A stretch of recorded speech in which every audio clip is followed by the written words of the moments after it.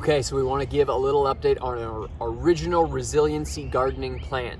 So as you saw in our first video, we put a bunch of compost down and we seeded a bunch of baby greens. And now, I think we're less than a week later here, our greens are all germinating and we are just a few weeks away from our first salads.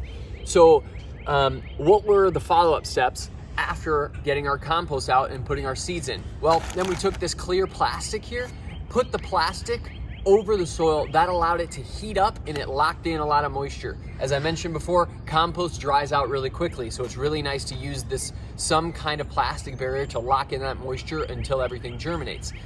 So after everything germinated, after about 4 or 5 days in this case, we went in and put in these hoops.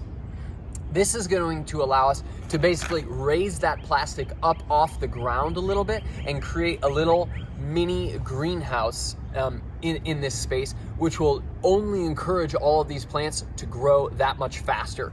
We're not using anything fancy to keep this stuff down. These are just metal wire hoops. I think they're something like 10 gauge hoops. People out there can correct me if I'm wrong, and we just buy them in a reel from the hardware store. I actually just bought another reel, which is getting delivered to the house. Cut them up, make your own hoops. You can use PVC, you can use anything that'll help keep the plastic up off the ground, and then we're just using random rocks and stones to make sure that the wind doesn't blow it away.